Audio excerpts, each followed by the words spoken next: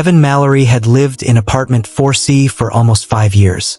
Long enough to memorize every scratch on the floorboards, every creak in the hallway, every flicker of the building's dying fluorescent lights. Nothing in that place ever changed, and that was exactly why he liked it. Predictable, quiet, safe. But on a Wednesday morning, while leaving for work, Evan noticed something that didn't fit the routine. Something that forced him to stop mid-step, heart tightening like a fist. A door that had never been there before. It stood between 4B and 4C, where there had always been just an empty stretch of yellowing wallpaper and a fire extinguisher mounted too high to reach. Now, in its place, a dark wooden door with a tarnished brass handle rested silently, as if it had belonged there for decades. Evan blinked several times, hard, waiting for his vision to adjust, but the door stayed. Its surface was smooth, unscarred, unervingly clean compared to the peeling paint around it. "This wasn't here yesterday," he whispered. At first, he tried to rationalize. Maybe the landlord had workers in overnight? Maybe this was emergency access? But why put a door in a random hallway with no number, no peephole, no sign? And why hadn't Evan heard anything through the thin walls? He approached cautiously and placed a hand on the handle. It was cold. Too cold, like something had been draining heat from it. His chest tightened. He let go. Nope, not dealing with this today. He walked away, forcing himself toward the elevator. But even as he went down to the lobby, something in him twisted, whispering, "Look again." All day at work, his eyes drifted back to that door in his mind. He could see it every time he blinked. Dark wood. Clean. Wrong. By evening, he knew he wouldn't sleep unless he looked again. When the elevator doors opened on the 4th floor, all the lights were off. The motion sensors hadn't kicked in. The hallway stretched before him, swallowed in darkness. He swallowed hard. Okay, maybe the power's out. But then he noticed. The door was glowing faintly around the edges. A pale, cold light seeped from the cracks, illuminating the floor like moonlight on water. His voice trembled. "What are you?" This time, he reached for the handle without thinking, and the moment his fingers touched it, the hallway lights flickered back on, buzzing to life with a harsh white glow. The door was just a normal door again. No glow, no light beneath, but the handle was warm now. Too warm, as if someone had just released it from the other side. Evan stepped back, breath sharp in his throat. He wanted to run. Every instinct screamed at him to run. But then he saw something that froze him still. A faint, fresh fingerprint smudged in the dust on the brass handle, his own. And right beside it, another fingerprint, larger. Not his. His blood turned to ice. He stared at the door for a full minute before forcing himself to turn away and retreat into 4C. He locked the door, slid the deadbolt, and pushed a chair under the handle for good measure. He didn't sleep that night. Every few minutes, he imagined footsteps outside his apartment. The quiet shift of weight on aging floorboards. A slow, patient breathing. He pressed a pillow over his ears, but it didn't help. Because sometime around 3:14 a.m., the chair under Evan's door handle scraped faintly against the floor. He shot upright in bed. No footsteps. No knock. Just the slightest movement, as if someone outside had gently tried the handle, testing it. Not opening, not forcing, just checking. He held his breath until dawn.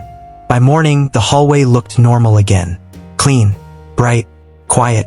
The strange door sat innocently where it had been, as if mocking him. He should have gone straight to work. Instead, he placed his hand on the handle. Felt neutral. Not warm, not cold. "Okay," he muttered. "Just open it. Get it over with." He pushed. The door didn't budge. He pushed harder. Nothing. But then, as he pulled his hand away, the sound of a latch sliding open clicked from inside. The door eased forward a centimeter, not from his push, but as if someone on the other side had gently cracked it open. Evan staggered backward. A rush of cold air slipped into the hallway, carrying a faint scent, damp earth and something metallic, like old blood. He stared at the thin opening. Beyond the crack, there was no room. No apartment. No hallway. just darkness, thick and matte, like a perfect black void. He felt something inside that darkness, not moving but aware, watching, and when he leaned the slightest bit closer, he heard it. A whisper, no words, just a breath, exhaled slowly, directly into his ear. He recoiled, slamming the door shut with both hands. The sound echoed down the corridor like a gunshot. Evan ran into his apartment and locked himself inside again. He tried to call the landlord. Disconnected. He tried to email the building office. Bounce back. He tried to talk to his neighbor in 4D.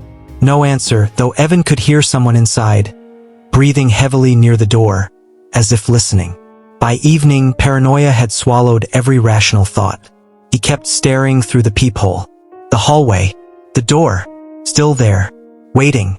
Sometime after midnight, exhaustion overwhelmed him and he drifted into a shallow sleep on the couch. At 2:46 a.m., he woke to a soft knock. Not on his door.